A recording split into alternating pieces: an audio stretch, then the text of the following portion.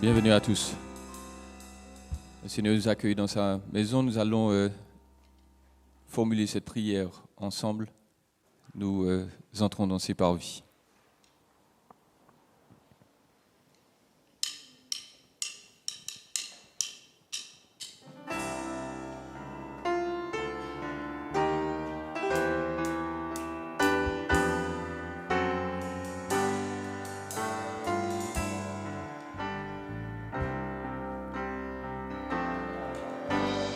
Entre tes mains, j'abandonne tout ce que j'appelle mien. Oh, ne permets à personne, Seigneur, d'en reprendre rien. Oui, prends tout, Seigneur. Oui, prends tout, Seigneur. Entre tes mains, j'abandonne tout avec bonheur. Je n'ai pas peur de te suivre sur le chemin de la croix. C'est pour toi que je veux vivre. Je connais, j'aime ta voix. Oui, prends tout, Seigneur. Oui, prends tout, Seigneur. Sans rien garder, je te livre tout avec bonheur. Tu connais mieux que moi-même tous les besoins de mon cœur. Et pour mon bonheur suprême, tu peux me rendre vainqueur. Oui, prends tout, Seigneur. Oui, prends tout, Seigneur. Je ne vis plus pour moi-même, mais pour mon Sauveur. Prends mon corps et prends mon âme, que tout en moi soit à toi. Que par ta divine flamme, tout mal soit détruit en moi. Oui, prends tout, Seigneur. Oui, prends tout, Seigneur. Prends mon corps et prends mon âme, règne sur mon cœur. Encore, règne sur mon cœur. Règne sur mon cœur. Une nouvelle fois, règne sur mon cœur.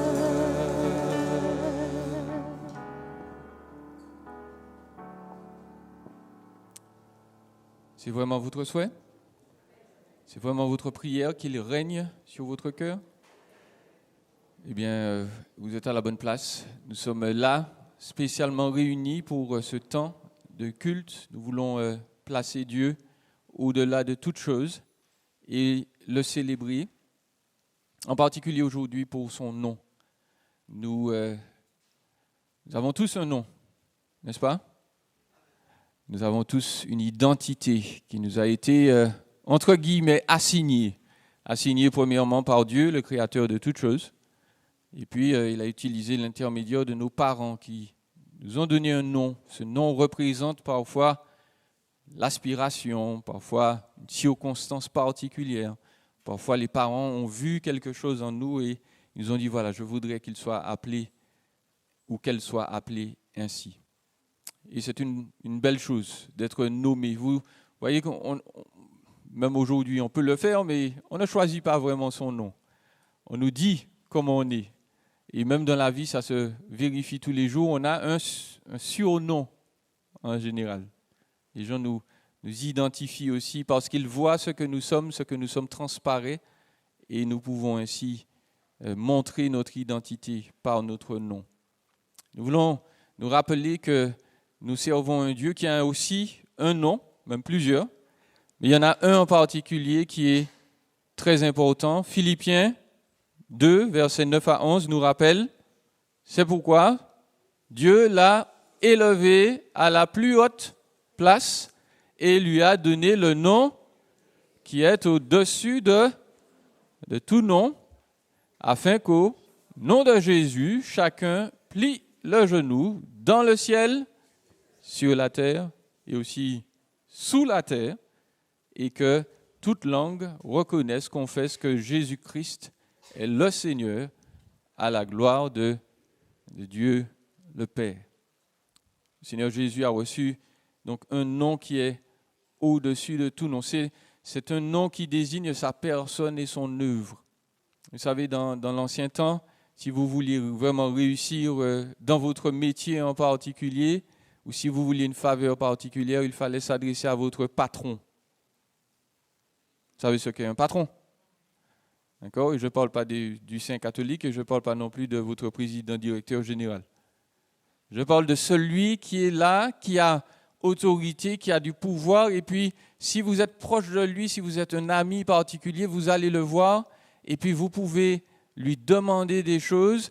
Et lorsqu'il vous confie son autorité, son pouvoir, eh bien, vous pouvez aller partout et puis dire, écoute, je viens au nom de mon patron.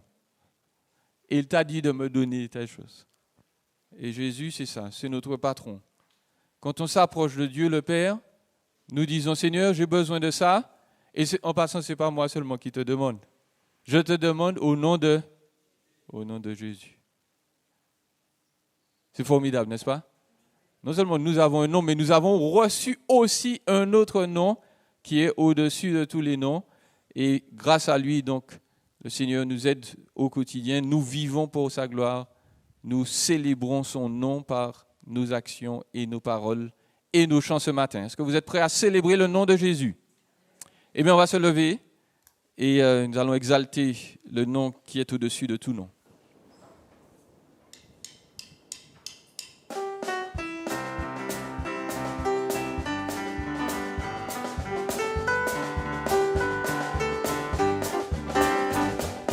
Dans les cieux et sur la terre, il n'est aucun nom plus doux, aucun que mon cœur préfère, au nom de Christ mort pour nous.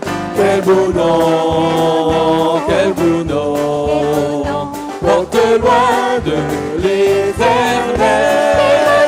Quel beau nom, que celui d'Emmanuel. Quelque grand que soit un homme, qu'il soit prince ou qu'il soit roi, de quelque nom qu'on le nomme, Jésus est plus grand pour moi. Quel beau nom, quel beau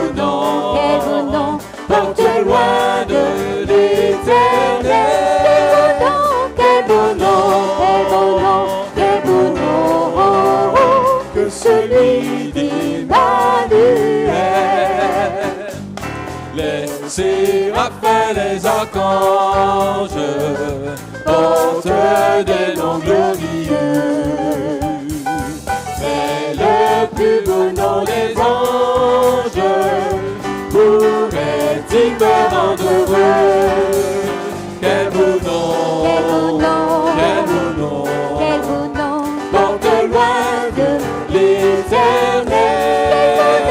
Quel beau nom, quel beau nom, que celui d'Emmanuel. Dans les mots Jésus soulage, il guérit l'esprit froissé. Il ranime le courage du cœur le plus oppressé. Quel beau nom, quel beau nom, porte loin de l'éternel. Quel beau nom, quel beau nom, que celui d'Emmanuel.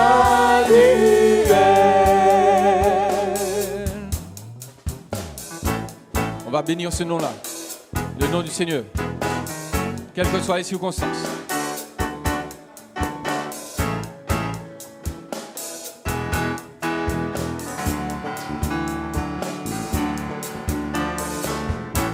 Béni soit ton nom, là où tu donnes l'abondance et verses ta bienveillance.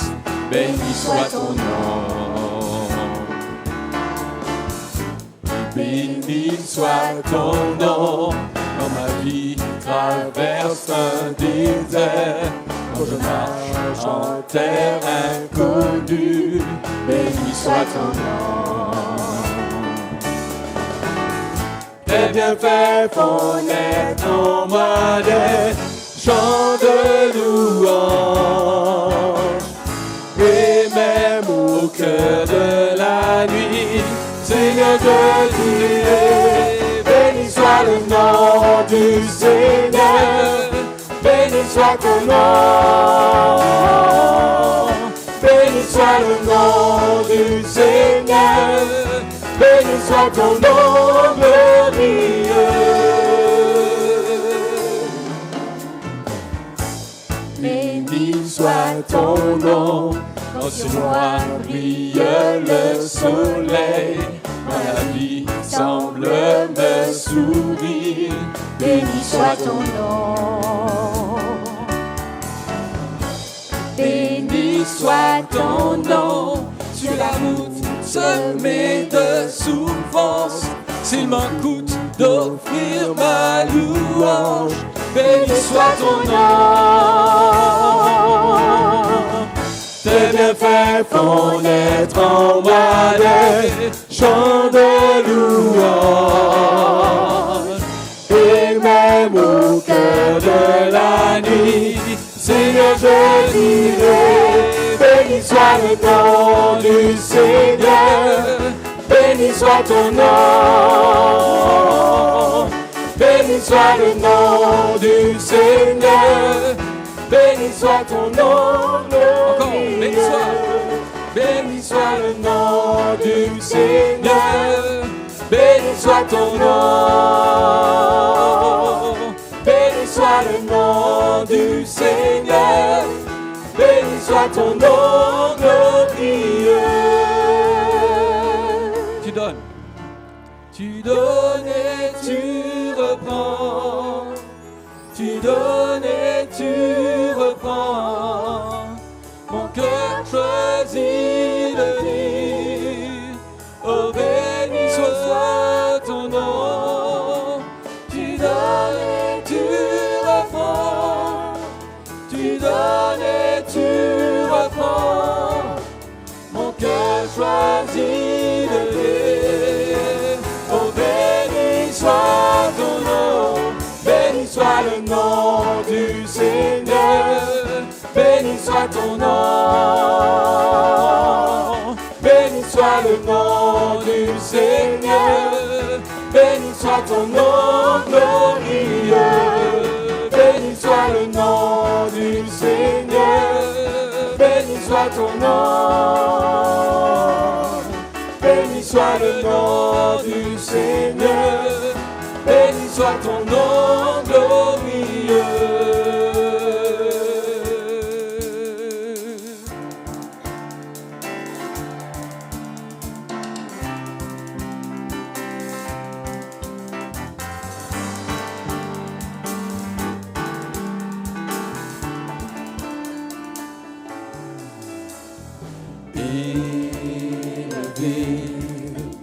À la droite de Dieu, couronné de 1000 couronnes, tu resplendis comme un soleil radieux. Les êtres crient autour de ton trône. À l'agneau de Dieu, soit la gloire. À l'agneau de Dieu, la victoire. À l'agneau de Dieu, soit le règne pour tous les siècles.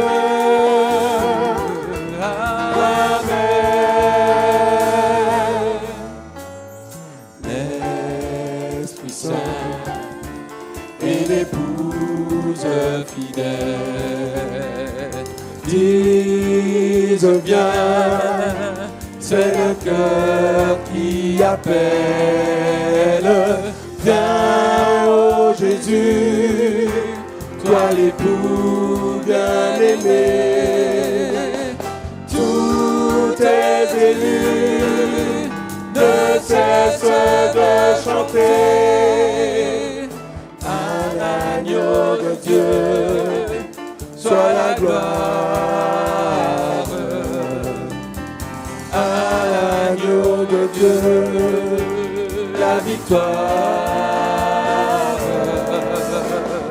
À l'agneau de Dieu, soit le règne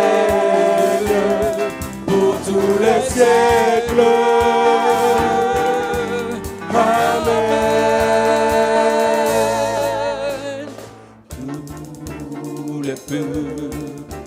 Et toutes les nations d'un seul cœur, avec des milliers d'anges, entonneront en l'honneur de son nom ce chant de gloire avec force et louange. À l'agneau de Dieu, soit la gloire. À l'agneau de Dieu, la victoire. À l'agneau de Dieu, soit le règne pour tous les siècles. Amen. À l'agneau de Dieu, soit la gloire. À l'agneau de Dieu, la victoire. À l'agneau de Dieu, soit le règne pour tous les siècles.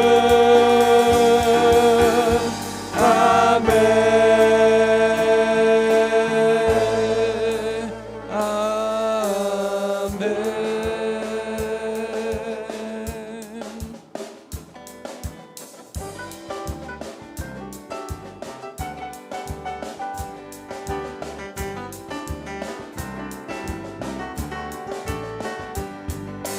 L'évangile est annoncé, la semence est plantée, et bientôt apparaîtra une moisson dorée.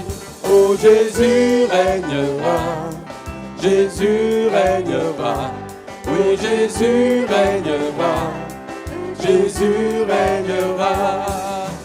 Rends d'espoir aux opprimés, c'est le désir du Père. Partageons son grand amour, soyons les lumières. Oh, Jésus régnera, Jésus régnera. Oh, Jésus régnera, oui, Jésus régnera. Sa puissance est libérée à travers nos prières. Les démons sont repoussés, soudain la nuit s'éclaire. Oh, Jésus régnera, Jésus régnera. Oui, Jésus régnera, oui, Jésus régnera. Oh, Jésus régnera, Jésus régnera. Oh, Jésus régnera, oui, Jésus régnera. Jésus régnera, Jésus régnera. Amen. Vous pouvez vous asseoir.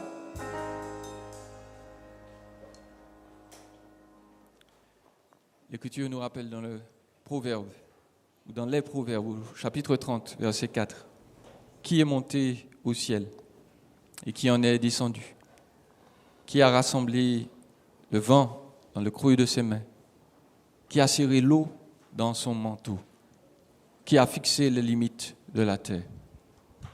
Quel est son nom? Et quel est le nom de son Fils? Le sais-tu? Déjà avant la venue de Jésus, l'Écriture nous révélait que Yahweh, celui qui a créé toutes choses, avait un Fils et que ce nom serait notre salut, notre sagesse, la lumière de nos vies. Nous voulons continuer d'exalter la grandeur de Dieu. Nous allons chanter ensemble. Ton nom est grand.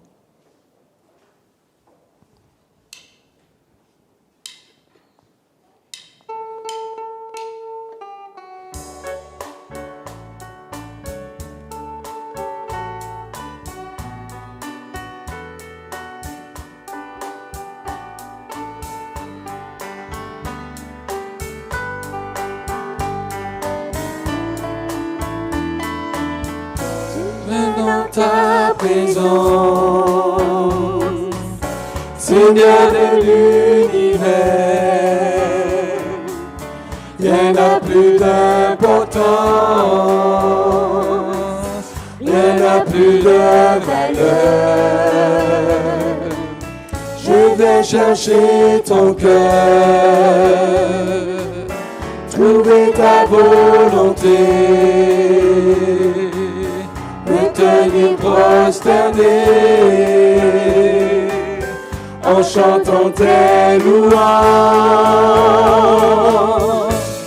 Ton nom est grand, ton nom est saint, ton nom est digne de louange. À toi l'honneur, à toi la gloire, à toi la puissance et la force. Jésus, agneau de Dieu,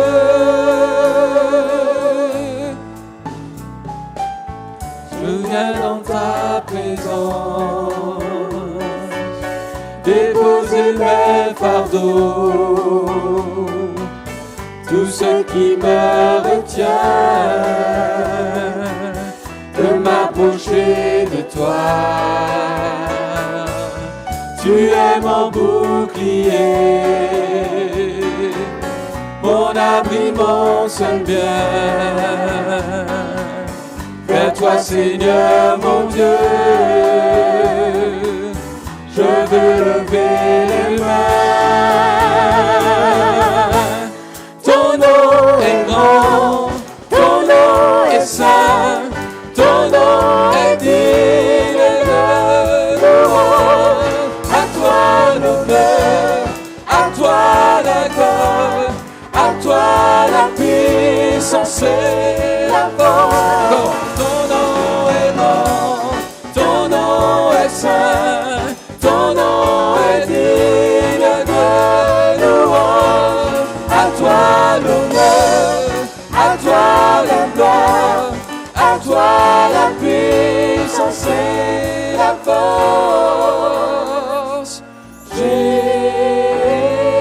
Jésus, agneau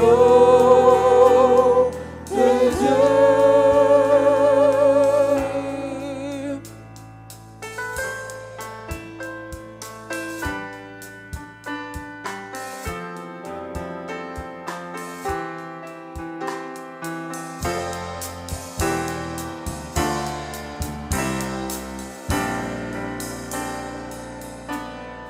Dieu de gloire, je t'adore.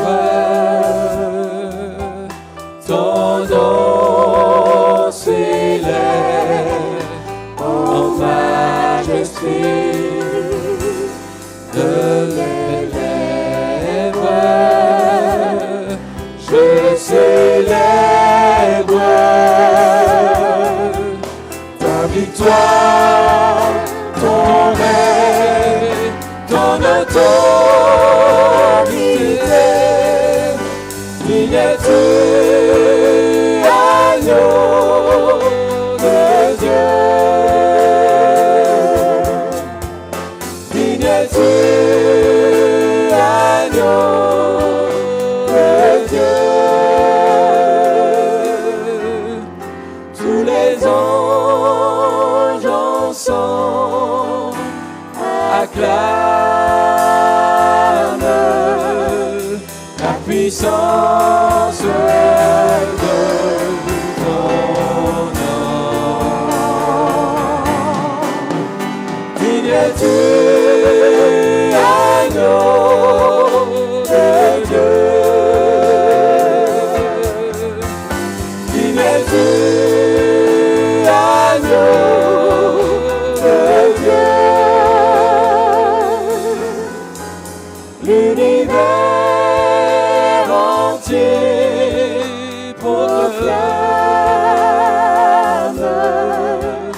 la beauté de ton saint nom. On va se lever et chanter ensemble. Dieu de gloire. Je t'adore.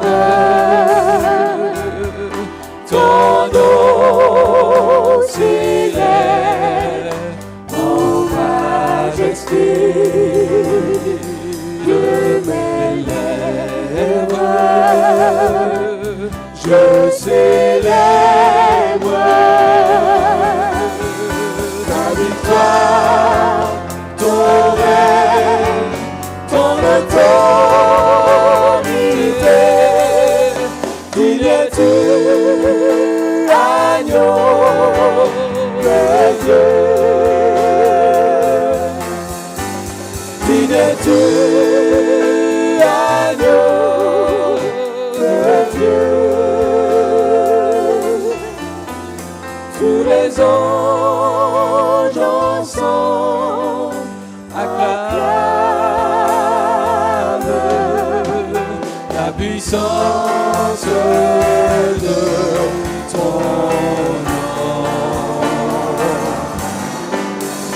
Digne es-tu, agneau de Dieu. Digne es-tu, agneau de Dieu. L'univers entier proclame la beauté de ton saint nom. Seigneur. Aucun autre nom n'est comme le sien. On va terminer en chantant Nul autre nom.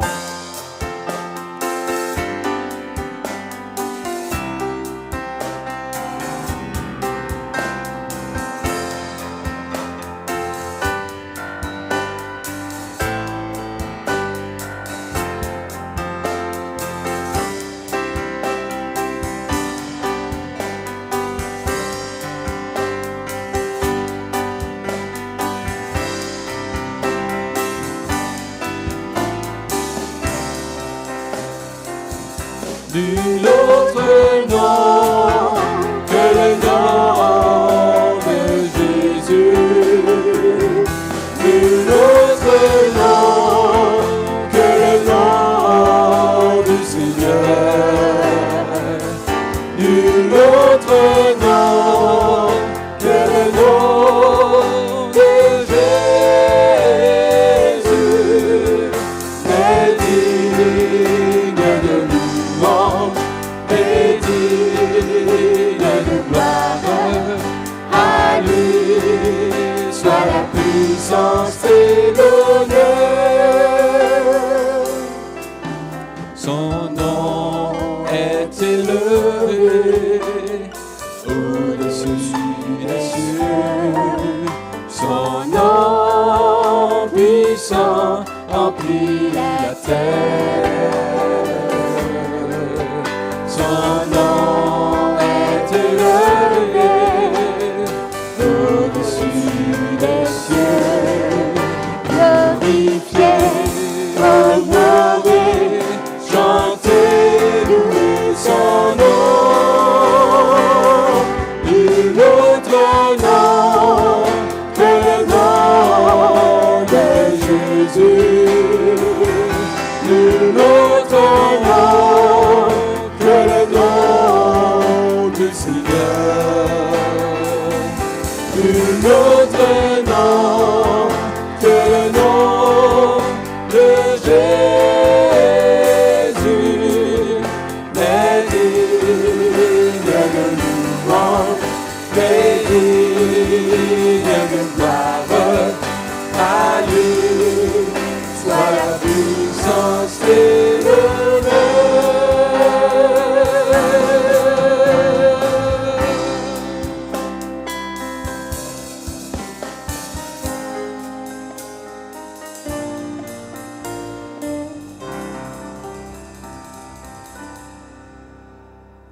Seigneur, nous voulons te remercier. Effectivement, ton nom est extraordinaire. Ta personne est splendide dans tous ses aspects. Nous te rendons gloire, ô Dieu, parce que toi seul mérites la gloire, l'honneur et toute la puissance.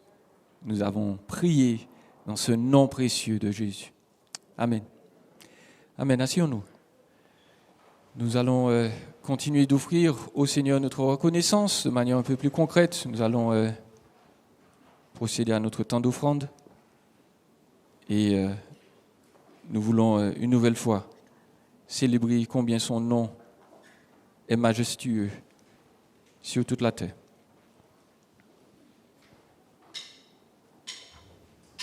Si vous connaissez ce chant, vous pouvez chanter avec nous.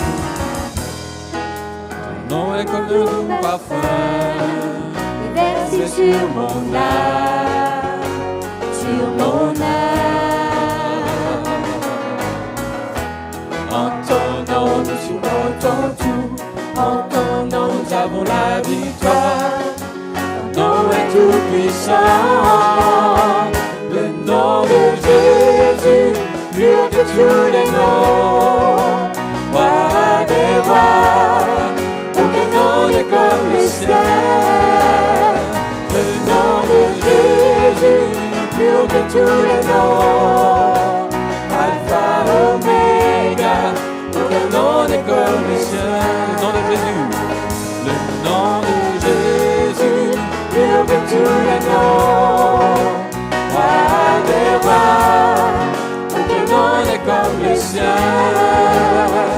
Le nom de Jésus, plus haut que tous les noms, Alpha, Oméga, aucun nom n'est comme le sien.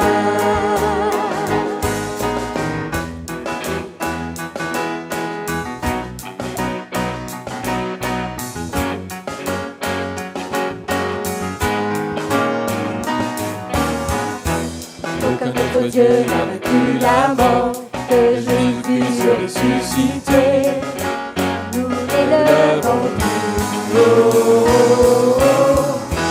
En son nom, tout genou fléchit. En son nom, tout homme est sauvé. Nous invoquons son nom. Le nom de Jésus, plus haut que tous les noms. Roi des rois, aucun nom n'est comme le sien. Le nom de Jésus, plus haut que tous les noms. Alpha, Oméga, aucun nom n'est comme le sien. Le nom de Jésus, plus haut que tous les noms. Roi des rois, aucun nom n'est comme le sien. Le nom de Jésus, plus haut que tous les noms. Alpha, Oméga, aucun nom n'est comme le sien.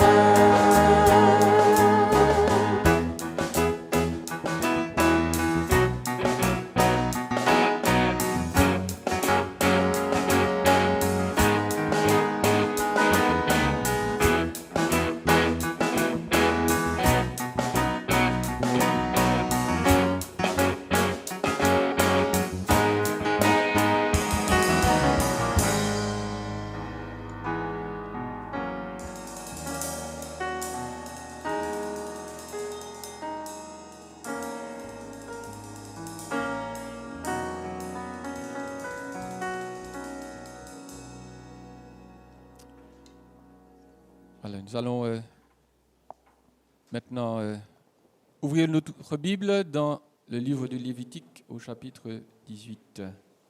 Lévitique, chapitre 18. Nous allons lire tout le chapitre ensemble. Voilà, bien le bonjour à tous. Nous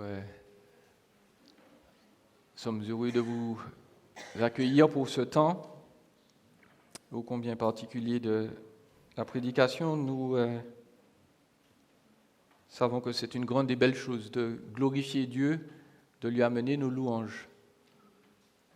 Mais les louanges n'existeraient pas s'il n'y avait pas eu, premièrement, la révélation de Dieu par sa parole.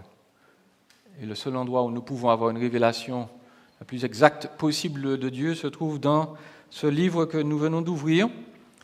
Et de la même manière que nous avons fait des efforts pour célébrer Dieu par notre chant, nous devons faire des efforts aussi pour écouter sa parole et surtout la mettre en pratique. Nous allons prier et lire donc le chapitre 18 du Lévitique. Seigneur, merci de nous avoir accordé cette révélation de toi, révélation comme toi, parfaite, excellente.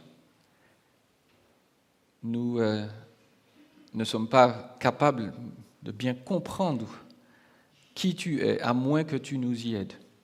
Et Seigneur, nous prions une nouvelle fois que nos esprits, notre personne entière, soient disposés à écouter ce que tu dis et à agir en conformité avec ce que nous allons voir de toi. Que vraiment nous soyons passionnés une nouvelle fois par la révélation que tu donnes de toi-même. Que nos cœurs soient remplis de joie par ta parole, tout comme Jérémie. Que tes paroles fassent l'allégresse et la joie de nos cœurs. Fais-nous du bien, soutiens-nous. Dans le nom de Jésus. Amen. Voici ce que dit la parole de Dieu. L'Éternel dit à Moïse, transmets ces instructions aux Israélites. Je suis Yahweh, votre Dieu. Vous ne ferez pas ce qui se fait en Égypte, où vous avez habité. Et vous ne ferez pas ce qui se fait dans le pays de Canaan, où je vous conduis. Vous ne suivrez pas leurs coutumes. Vous mettrez en pratique mes règles et vous respecterez mes prescriptions. C'est elles que vous suivrez. Je suis Yahweh, votre Dieu. Vous respecterez mes prescriptions et mes règles. L'homme qui les mettra en pratique vivra par elles. Je suis Yahweh. Aucun de vous ne s'approchera d'un membre de sa proche parenté pour dévoiler sa nudité. Je suis Yahweh. Tu ne dévoileras pas la nudité de ton père, ni celle de ta mère. C'est ta mère.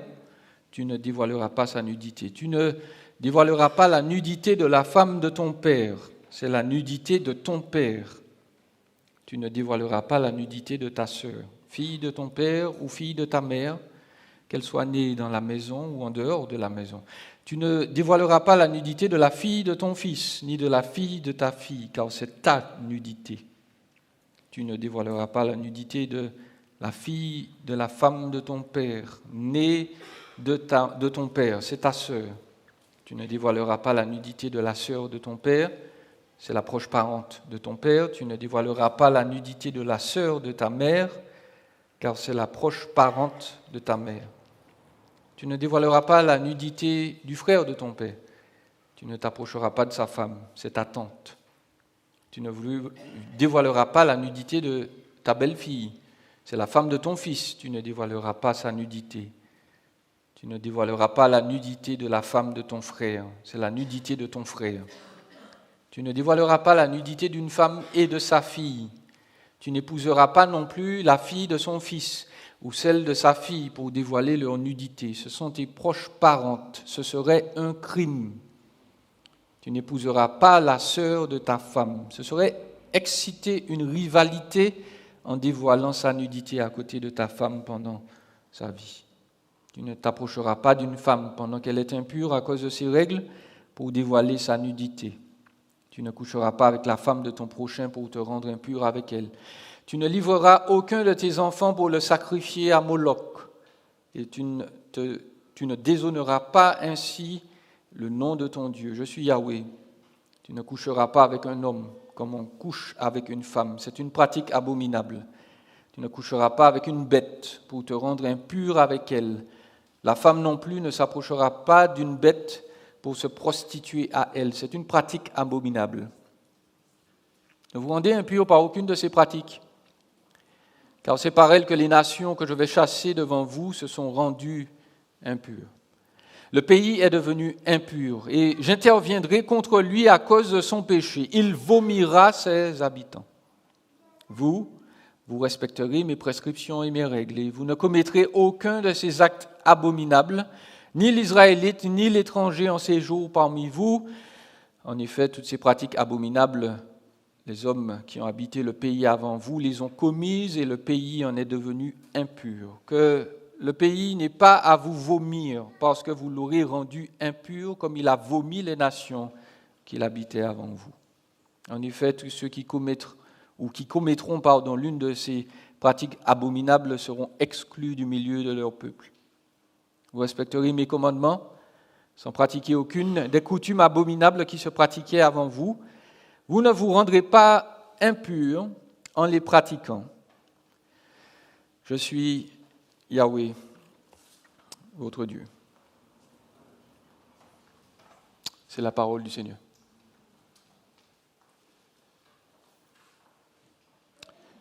Je commence par rappeler à tous ceux et toutes celles qui sont secoués par ces passages que le Dieu qui les a inspirés est contre ces pratiques. Dieu n'approuve pas ceux qui commettent l'inceste ou ceux qui commettent les autres abominations citées dans ces passages. Dieu est pour les victimes d'inceste, toujours. Toujours. Il n'y a aucune circonstance où on pourra dire à une victime d'inceste, de viol, c'est ta faute, tu étais mal habillé.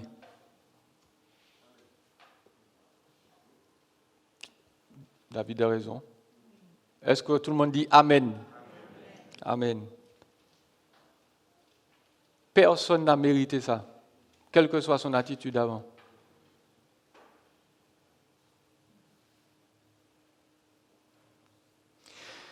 Donc, nous allons essayer de voir aujourd'hui ce que l'Écriture nous dit concernant une sexualité sainte. Je ne veux pas réduire simplement, on va parler beaucoup de l'inceste, c'est une chose, mais on ne va pas réduire le texte à cela, parce que vous avez vu, il y a d'autres pratiques sexuelles là qui sont citées. Et donc nous parlons de ce qu'il faut, des éléments qu'il faut pour une sexualité sainte. Et on va voir plusieurs choses, on va voir que premièrement, nos désirs sexuels doivent être maîtrisés. C'est une chose que le passage nous apprend, c'est bien cela. Ensuite, nous devons examiner certaines statistiques. Important. Et puis, nous devons considérer pourquoi Dieu interdit ces pratiques. Et puis, nous devons éviter donc les autres déviances qui ont été citées dans ce passage. Et ensuite, nous ferons quelques applications. Premièrement, nous devons dire que ce que ce texte enseigne, c'est que les êtres humains donc, ne peuvent pas être simplement guidés par la biologie ou par leurs sentiments. Nous ne sommes pas des bêtes, au contraire de ce qu'on nous apprend à l'école. Nous ne descendons pas de singes, nous ne sommes pas des arrière-petits-fils de baleines, nous sommes des êtres humains créés par Dieu à l'image de Dieu. Nous ne faisons pas comme les animaux. Ce qui veut dire que même dans notre fonction ou dans nos fonctions biologiques, on en a déjà parlé, on ne peut pas manger de n'importe quelle manière, on ne peut pas non plus avoir une sexualité qui n'est pas maîtrisée. Le prédicateur l'expliquait bien, la sexualité ou les relations sexuelles, c'est comme le feu. Le feu, c'est bien, ça réchauffe, ça cuit la viande, une bonne langouste grillée, magnifique. Mais le feu, c'est bien, c'est beau parce que c'est contenu.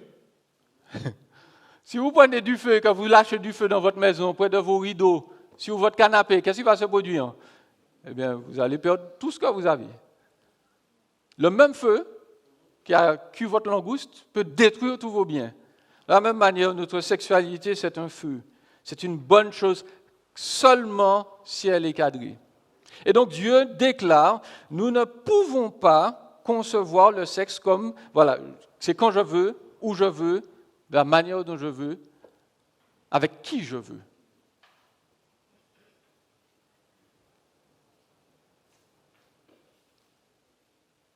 Donc, Dieu avertit, puisque nous nous laissons, si nous ne sommes pas maîtrisés, donc envahir par les désirs sexuels, les pulsions qui nous poussent au-delà des limites, j'ose le dire, de la morale divine, eh bien, il y aura des conséquences destructrices, meurtrières même. Non seulement pour les victimes, mais aussi d'ailleurs pour ceux qui les commettent. Et je dis d'emblée, vous l'avez constaté sur la fin du chapitre, tout ce qui est décrit dans ce texte est une abomination, ou ce sont des abominations. Tout. Et dans le texte, on a bien cité, tu n'iras pas coucher avec la femme de ton prochain. Parce que certains ont certaines abominations, ils se disent, ah ouais, ça c'est vraiment abominable. Mais aller coucher avec une femme qui est mariée ou bien une femme qui ne nous appartient pas parce qu'elle n'est pas encore mariée, mais Dieu sait à qui elle est. Dieu nous dit, ça aussi c'est une abomination.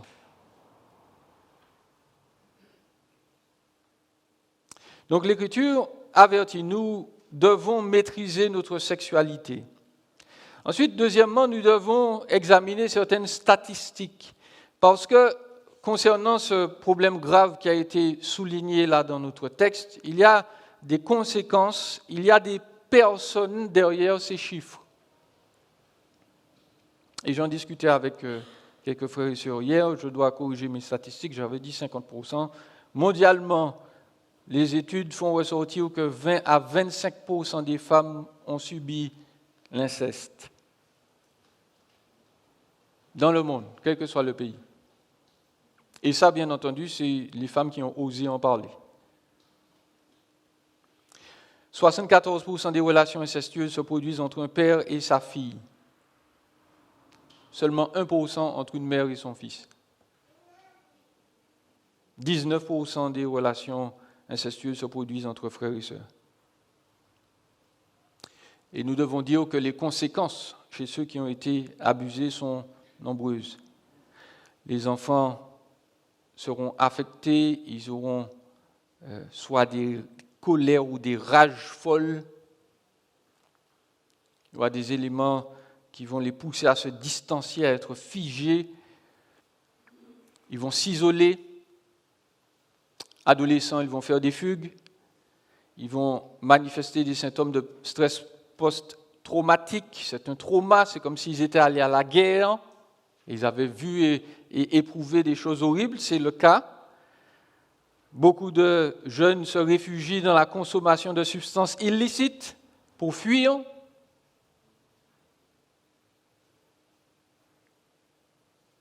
Et puis, chez certaines jeunes filles, vont se manifester très tôt des tentatives de séduction. Séduction des garçons, des filles parfois, d'hommes plus âgés parfois, des grossesses prématurées, des maladies sexuellement transmissibles. Le problème avec l'inceste, c'est que quand il n'est pas traité, il empire.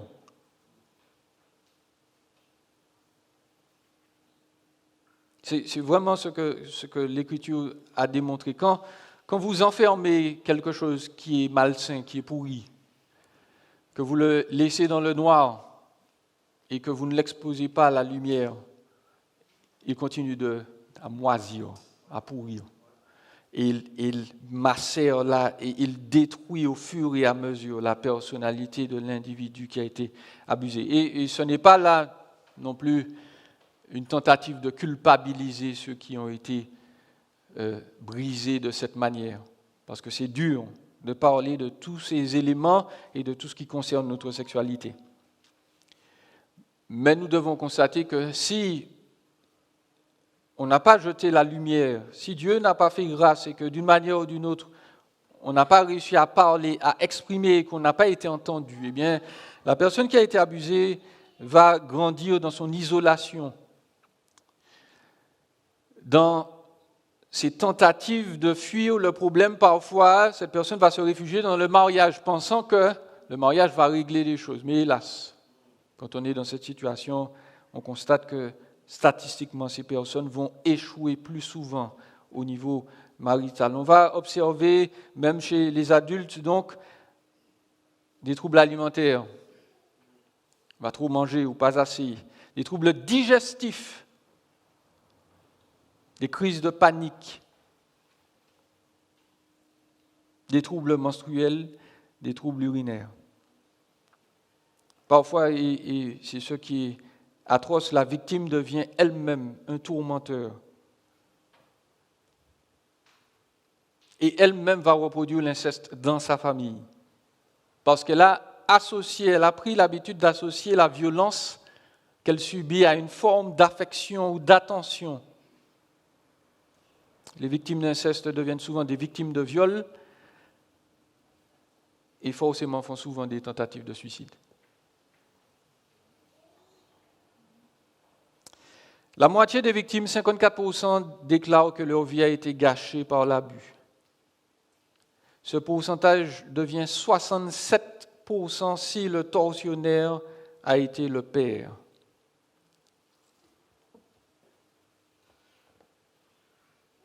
Et encore une fois, ces statistiques pour moi ne sont que le sommet de l'iceberg. Il y a des gens qui n'arrivent pas à en parler et on peut le comprendre.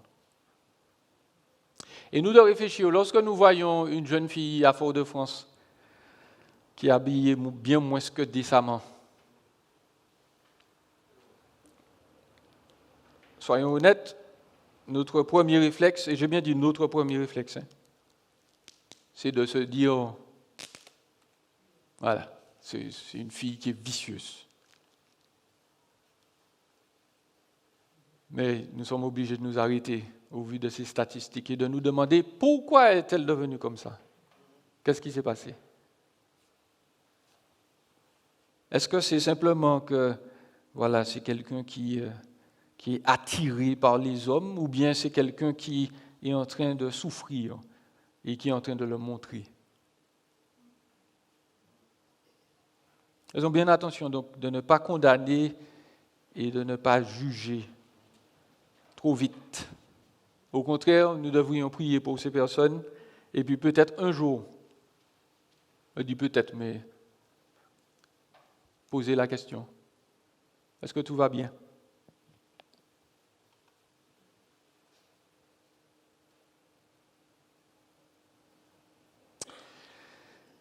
Nous devons nous demander, mais pourquoi Dieu interdit l'inceste? Le pourquoi?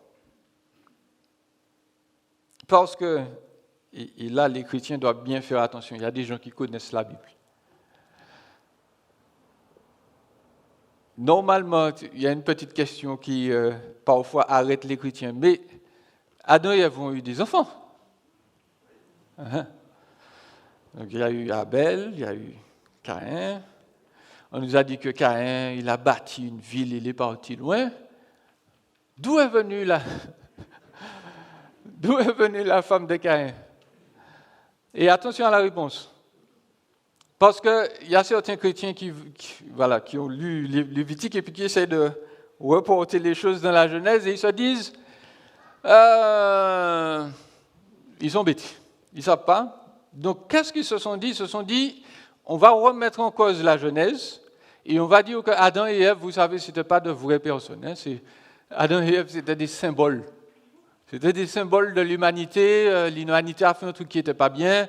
Adam et Ève, c'est des symboles. Et puis, donc il y a eu plusieurs êtres humains. Dieu a créé Adam, Robert, Steve. Et puis, il a créé aussi Ève, Suzy et Nathalie. Et puis, bon, voilà. C'est comme ça que ça se passe. Bon. Je suis désolé, mais non, Adam et Ève, ce n'est pas des symboles. Le texte de la Genèse est littéral, ce n'est pas une allégorie pour nous parler de comment les choses étaient au départ. On nous donne des indications géographiques précises sur là où ils ont vécu. Donc Adam et Ève ne sont pas des symboles. Oui, Adam et Ève ont eu Caïn, Abel, et puis ils ont eu une ribambelle d'enfants. Et oui, au départ, les enfants d'Adam et Ève se sont mariés entre eux.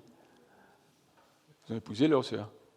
C'est pour ça que je vous ai dit, c'est pour ça que j'analyse cette partie-là. Pourquoi l'interdiction? Parce qu'au départ, Dieu n'avait pas interdit l'inceste. En fait, ce n'était pas incestueux, tout simplement. D'épouser sa sœur, d'épouser une parente proche. On ne pouvait pas faire autrement. Donc Dieu a autorisé la chose pour plusieurs raisons, parce que c'est son plan, parce que génétiquement Adam et Ève étaient les plus parfaits sur terre après Jésus-Christ, donc pas de risque de maladie ou d'éléments bizarres, et puis surtout Dieu conçoit que il a un plan. Avec le temps, il y a certaines pratiques qui sont admissibles, et puis avec le temps, elles ne sont plus admissibles. Donc vers 2200 avant Jésus-Christ, Abraham épouse encore sa demi-sœur. Abraham a vécu dans les années 2000. Jacob,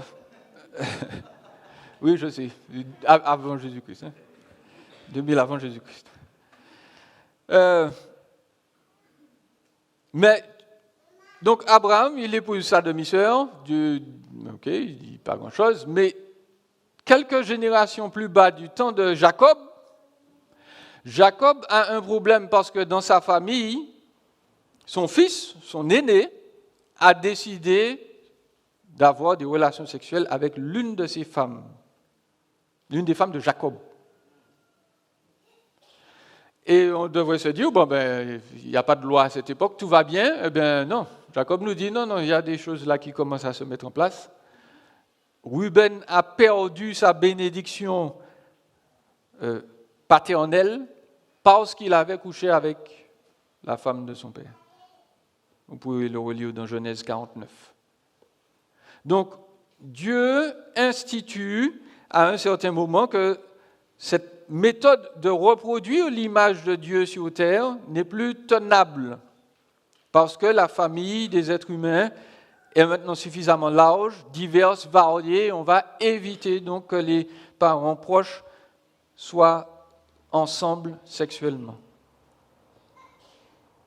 Le peuple de Dieu, l'humanité, doit être différente dans sa sexualité, je le redis, des animaux. Et donc, Dieu ordonne qu'à partir de maintenant, il n'y ait pas de relation avec des parents proches. Et vous notez que ça, c'est une ordonnance. On va se dire, c'est tellement normal, comment se fait-il que... Mais regardez dans Lévitique 18, verset 3, Dieu dit, vous ne ferez pas ce qui se fait en Égypte. Et vous ne ferez pas non plus ce qui se fait dans Canaan. Donc les autres peuples de la terre se disaient, non, c'est admissible. Dieu dit, non, il y a un holà qu'il faut mettre. Et aujourd'hui, vous notez que cette distinction tient toujours. Ce n'est pas culturel. On va y revenir. C'est une loi morale que Dieu impose à toute l'humanité. Donc que l'on soit donc, ici en Martinique, en plein milieu de la civilisation occidentale, ou que l'on soit en Amazonie, quelque part en train de vivre à demi nu, ces règles que nous avons lues s'appliquent. Aucune tradition, aucune culture, aucune république n'a le droit de dire à Dieu, nous ferons ce que nous voudrons dans le domaine sexuel. Dieu parle et impose sa loi morale à tous les êtres humains, point barre, pas d'exception.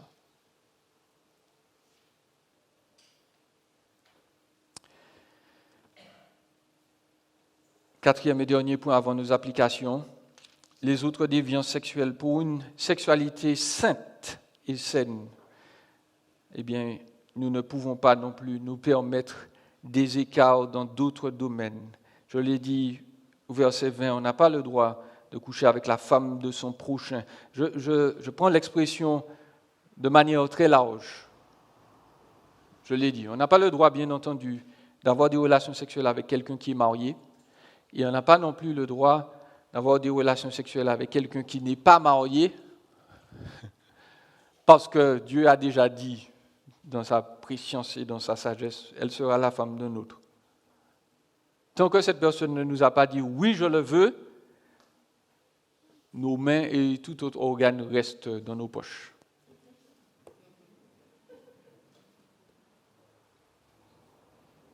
L'Écriture institue aussi, verset 19, qu'on ne devait pas s'approcher d'une femme pendant ces règles. Et on peut trouver la chose logique. Mais là encore, Dieu nous dit qu'il y a des limites. Il y a des limites dans notre sexualité. Verset 21, « Tu ne livreras aucun de tes enfants pour le sacrifier à Moloch. » Et on peut se demander, mais qu'est-ce que ça fait là? Qu'est-ce que ça a à voir avec la sexualité? Dieu nous rappelle gentiment que le premier but d'avoir des relations sexuelles, le premier, c'est d'avoir des enfants. Le plaisir sexuel vient après. Donc, contrairement à ce que l'on peut penser, de toute façon, les pays occidentaux souvent pensent donner de grandes leçons aux pays qui sont moins développés, leur dire vous devriez prendre la pilule. Mais on ne peut pas aller contre la nature, frères et sœurs. Hein? On a dit au monde occidental, mais non, mesdames, vous pouvez avoir des enfants quand vous voulez, prenez la pilule, tout ira bien. Et puis aujourd'hui, combien d'enfants avons-nous par couple? À peine 2. 1, quelque chose. Parce qu'on a dit aux femmes, bon, vous savez, les enfants, c'est un inconvénient. Votre carrière est tellement plus importante, vous allez être tellement plus épanoui que d'avoir des enfants. Et bien aujourd'hui, les gens qui maintenant rattrapent les pyramides d'âge de tous les pays soi-disant développés, c'est qui? C'est tous les gens qui ne prennent pas de pilule. Alors, je n'ai pas dit non plus que, encore une fois, on est maîtrisé, je n'ai pas dit que tous les chrétiens doivent avoir 10 enfants, sinon ils ne sont pas... c'est pas ce que j'ai dit, hein. Mais Dieu n'a jamais dit que c'était une bonne chose de considérer la vie sans enfant. Et aujourd'hui, donc, on dit à l'humanité, c'est bien d'avoir des relations sexuelles, mais de grâce, évitez les problèmes. Parce que les enfants sont des problèmes.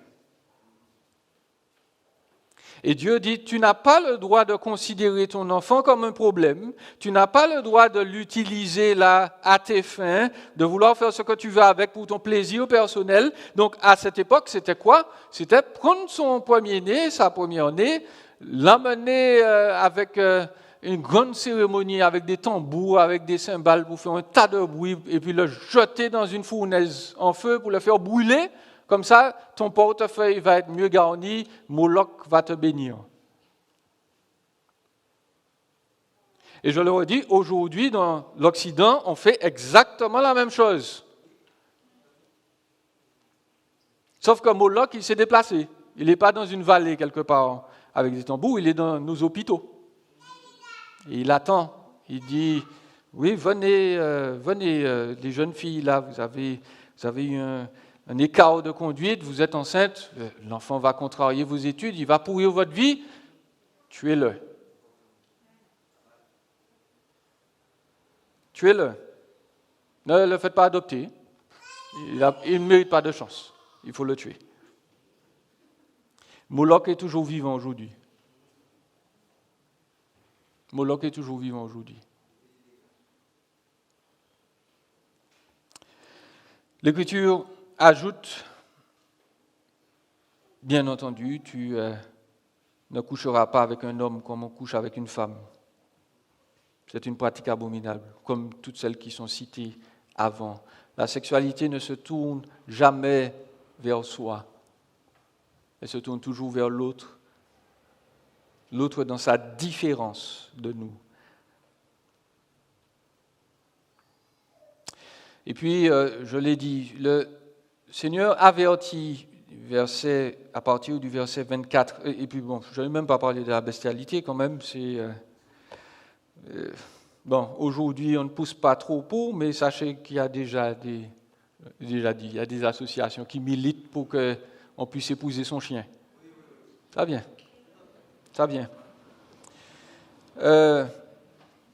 Verset 24, ne vous rendez impurs par aucune de ces pratiques. Pourquoi ? Parce que Dieu avertit. Effectivement, les peuples aux alentours se disent, il n'y a pas de problème avec ça. Mais l'Écriture révèle, tout comme Adam a péché, il a mangé le fruit, et puis Dieu lui a dit, tu as mangé ce fruit-là, tu vas mourir, donc tu n'es plus en relation avec moi, mais cela aura des conséquences sur ton environnement. Parce qu'Adam a mangé le fruit et Dieu lui dit, à partir de maintenant, le sol est maudit à cause de toi.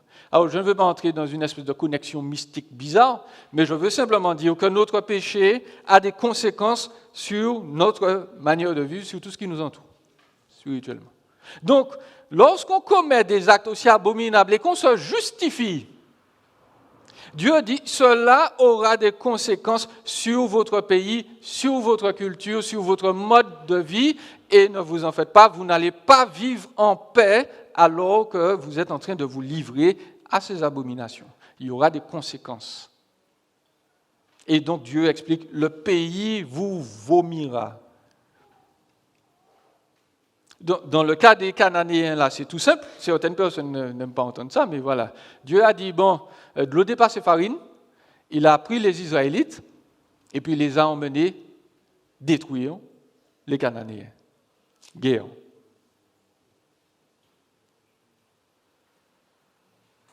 Donc, l'inceste, tout comportement sexuel immoral ne peut être justifié par la phrase « c'est la tradition ». C'est ma culture. Il y a des proverbes créoles ici que je ne vais pas citer parce que je les trouve tellement dégoûtants. Où des Martiniquais justifient qu'ils puissent avoir des relations sexuelles avec leurs enfants. L'Écriture appelle ça une abomination. Il y a des jugements qui seront exercés contre ces personnes et contre le pays qui laisse les choses faire. Il faut terminer par quelques applications. Premièrement, nous, en tant que chrétiens, nous avons l'obligation, la responsabilité d'être compatissants. Nous devons réaliser qu'il y a des gens qui souffrent. Si, vous l'avez entendu, 20 à 25%, un quart des femmes dans le monde subissent ça. Ça veut dire que si on prend le nombre de sœurs à Plateau Foufou, qu'on le divise par 4, on aura des personnes qui ont subi des attouchements par des parents proches. Ça doit nous rendre compatissants. Ça doit nous pousser à regarder les autres et à nous demander, très bien, ce comportement-là est malsain, il n'est pas droit, il n'est pas juste, mais est-ce qu'il y a pas une raison? Est-ce qu'il y a pas un pourquoi? Et est-ce que cette raison-là n'est pas tellement atroce, tellement pesante que cette personne donc mérite mon attention, mérite ma compassion, mérite mes prières, déjà, plutôt que mon jugement. Le chrétien a la responsabilité d'être plein de douceur avec ceux qui souffrent, de pleurer avec eux. Le chrétien, la chrétienne a la responsabilité de son frère, de sa sœur, et par là, je veux dire non seulement des chrétiens qui sont là, mais aussi de son frère et de sa sœur humaine. Le chrétien n'a pas le droit de dire, comme Caïn, suis-je le gardien de toutes les filles qui se comportent mal? Bon, ben, si le Seigneur t'a placé sur son chemin, en l'occurrence, oui. Oui. Donc, commençons à prier, commençons à être attentifs, commençons à garder les oreilles ouvertes et soyons prêts à aider. Et aider, ce n'est pas forcément compliqué, c'est juste discuter, c'est juste parler.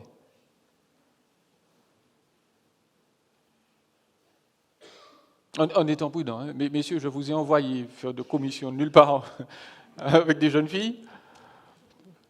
Vous les regardez, vous priez. Les sœurs, oui, allez voir les jeunes filles.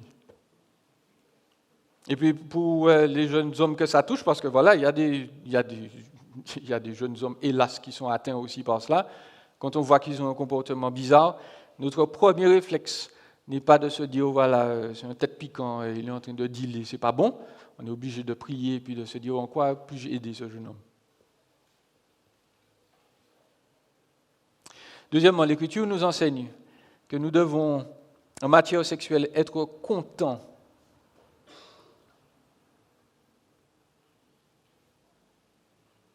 Tout ce qui se produit aujourd'hui en termes de dérèglement sexuel dans notre société vient du fait que il y avait des verrous en place. Ok, tous n'étaient pas excellents, mais il n'empêche que Dieu avait mis des cadrages, des verrous. Et puis, la France, en particulier en 68, a dit, on ne veut pas des verrous. On va faire sauter tout ça. On va avoir l'amour libre. Chers amis, l'amour libre, ça n'existe pas. Tous ceux qui sont mariés savent que l'amour, ce n'est pas libre. Quand vous êtes marié, vous êtes libre, oui, mais vous êtes libre dans le cadre que Dieu vous a donné. Parce que vous ne pouvez pas dire, voilà, j'aime ma femme librement, donc je l'aime, j'aime aussi ma voisine, j'aime aussi ma collègue de travail, j'aime... Mais non, l'amour, ce n'est pas libre. Ça n'existe pas, l'amour libre.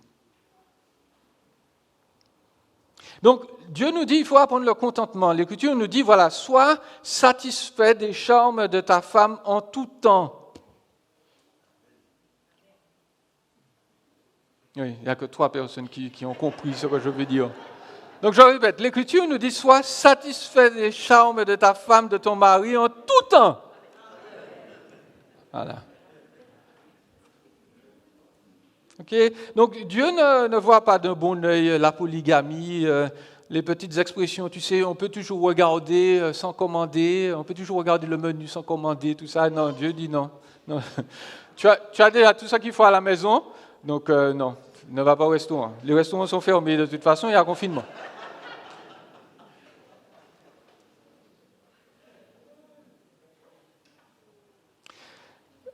Dieu Dieu déteste ce genre d'attitude. Pourquoi? Parce que quand on ne se maîtrise pas bientôt, on va considérer, et elles sont les premières victimes, on va considérer les femmes comme des objets sexuels.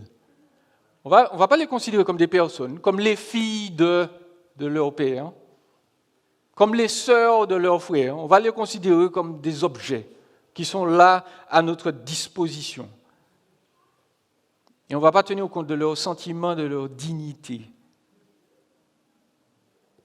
Et ça, c'est interdit. L'Écriture nous dit d'apprendre le contentement. L'Écriture dit aux femmes qu'elles sont précieuses. Elles sont devant Dieu, ses filles, elles sont belles. Elles n'ont pas besoin de se comparer, d'entrer en compétition avec telle personne parce qu'elle est plus fine, plus grosse, plus... Je ne sais pas. Dieu dit, le psaume 139 nous le rappelle, je te loue de ce que je suis une créature si merveilleuse. Je ne vais pas me comparer à une autre, et bien entendu, mon mari, ma femme n'a pas à me comparer à un autre, à une autre. Parce qu'on est content, satisfait. Je voudrais, dans mon application, livrer, troisièmement, un avertissement à tous ceux qui commettent l'inceste.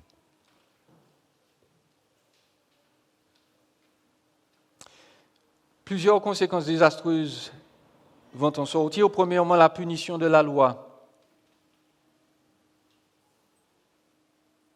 L'Écriture nous dit que, à l'exception du viol commis sur... l'Écriture de la loi de France nous dit, à l'exception du viol commis sur un enfant de moins de 15 ans qui est puni de 20 ans de réclusion criminelle, quel qu'en soit l'auteur, les infractions sexuelles sont en général sanctionnées plus sévèrement lorsqu'elles sont commises par un ascendant légitime, naturel ou adoptif, ou par toute autre personne ayant autorité sur la victime. 20 ans de réclusion criminelle au lieu de 15 pour le viol lorsqu'il est commis sur des personnes âgées d'au moins 15 ans. 7 ans d'emprisonnement et 100 000 euros d'amende au lieu de 5 et de 75 000 euros d'amende pour les agressions sexuelles, ainsi que le viol commis sur des victimes âgées d'au moins 15 ans. 10 ans d'emprisonnement, 150 000 euros d'amende au lieu de 7 ans et de 100 000 euros d'amende. 10 ans d'emprisonnement et 150 000 euros d'amende au lieu de 5 ans d'emprisonnement et 75 000 euros d'amende.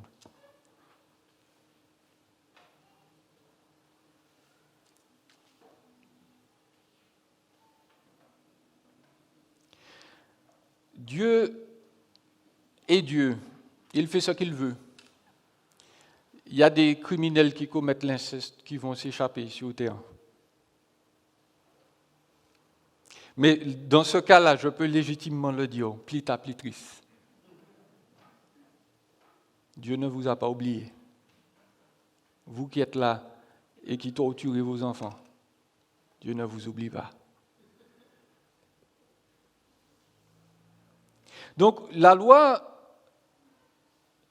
va sévir, la loi est humaine, elle aura peut-être ses défaillances, mais au moins il faut savoir que la loi prévient. Il y aura des conséquences. Mais nous prévenons aussi en tant qu'Église, que je l'ai dit, il y aura de la discipline de la part du Seigneur et de la part de l'Église également. Donc il faut le dire très clairement, les coupables de tels actes doivent être dénoncés, seront dénoncés et seront exclus de l'Assemblée, si jamais il y en a. Le fait qu'on soit chrétien n'y change rien, bien au contraire.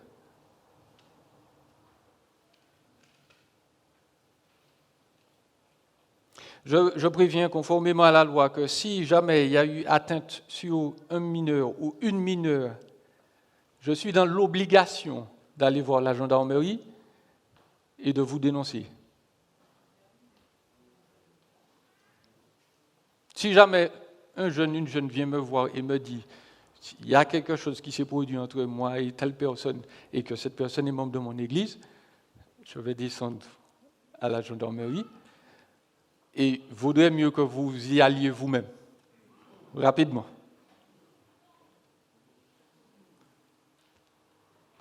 Parce que votre pasteur ne va pas vous faire de cadeaux. Donc oui, le secret professionnel ne tient pas dans ces cas-là. Pour d'autres choses, oui, mais non. Pour les mineurs, non. Et bon, les plus matures d'entre nous vont bien le comprendre. Est-ce qu'on peut dire qu'un chrétien va faire ces choses-là?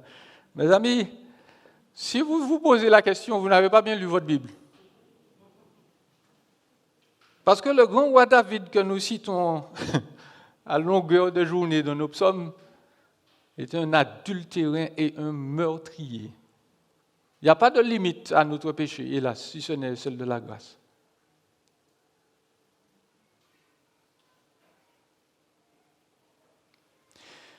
Donc, oui, les êtres humains sont vils parfois.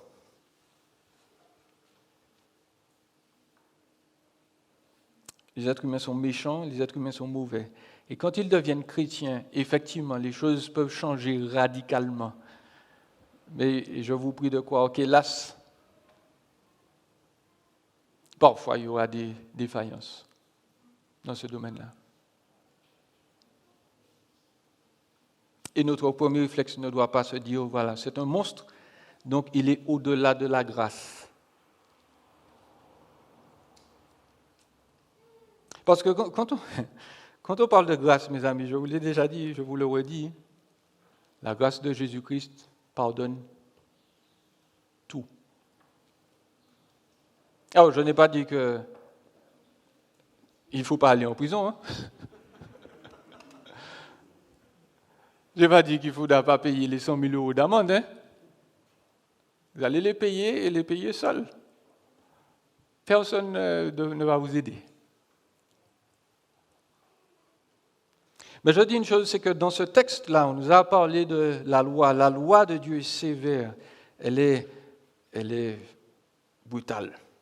Tu as péché, tu dois mourir. Nous en parlions hier. Dieu n'a pas dit, bon, vous savez, vous allez mettre en prison les gens qui commettent de tels actes. Hein. Dieu dit, vous les prenez et puis vous les faites disparaître de la surface de la terre. Normalement, c'est ce qu'on aurait dû faire. Quand on dit qu'ils sont exclus du milieu de leur peuple, c'est pas, on va les envoyer en exil.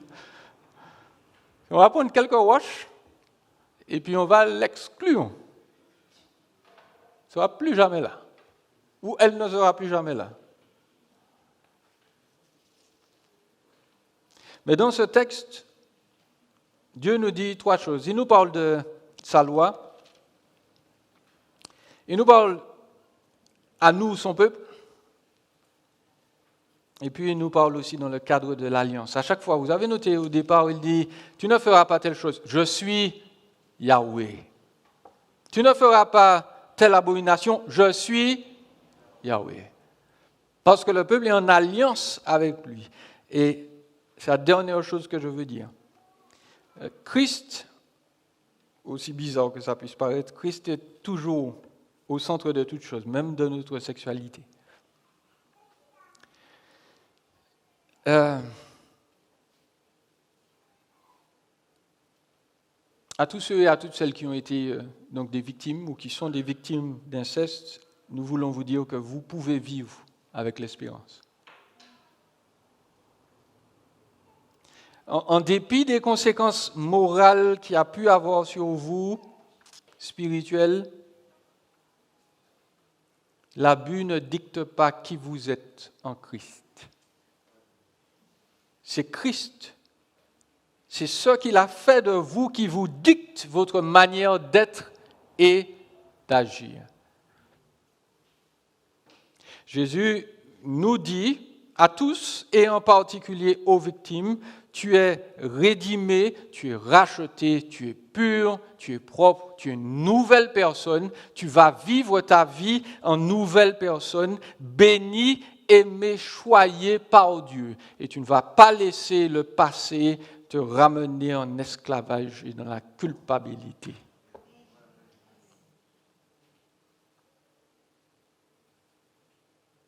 Parce que Jésus donc promet de guérir de manière certaine l'âme de ceux qui sont brisés, contrits, abaissés, humiliés. Jésus relève. Jésus aime, Jésus aide. Jésus pardonne. Jésus est le centre de l'alliance. C'est lui, c'est par lui, nous l'avons chanté, que nous nous approchons de Dieu et que nous pouvons être pardonnés de nos méfaits. Son sang, il a coulé pour que nos culpabilités réelles et ressenties disparaissent.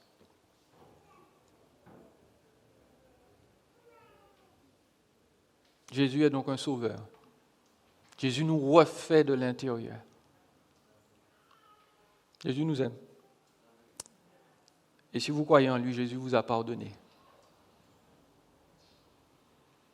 Alors à chaque fois que les souvenirs du passé vont revenir, dites-leur, ça n'existe plus. Ça n'existe plus parce que je suis une nouvelle création en Jésus-Christ. Les choses anciennes sont passées. Amen. Prions.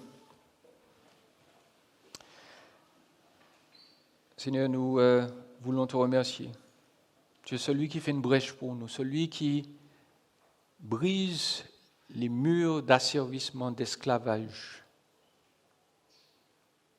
Les sentiments même du passé ne peuvent plus nous retenir parce que, puisque nous croyons en toi, si nous croyons en toi, tu nous as transformés de l'intérieur. Seigneur, nous prions pour tous ceux, toutes celles qui nous écoutent maintenant, où qu'ils soient, que vraiment ta grâce transforme ces individus, leur rappelle que puisque tu es mort et ressuscité, il n'y a aucune condamnation. Non seulement légale, judiciaire devant Dieu, mais aucune condamnation émotionnelle, humaine, qui tient devant toi. Seigneur, veuille consoler, relever, veuille aider ceux qui ont souffert et leur donner de vivre cette vie nouvelle que tu as promis. Et Seigneur, viens aider ton peuple à être non seulement un peuple content, satisfait en toi, satisfait dans l'un et l'autre si nous sommes mariés, mais un peuple qui est attentif aussi aux douleurs des autres et qui est prêt à aider et non à juger. Seigneur, toi, tu es un Dieu de justice. Nous te demandons que ces actes ne se commettent plus dans notre pays. Nous prions que tu pardonnes, que tu relèves, que tu démasques les coupables, qu'ils se repentent.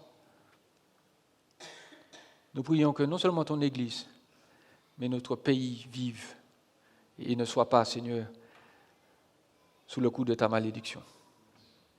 Nous savons que puisque nous sommes en Christ, tu auras la victoire ultime.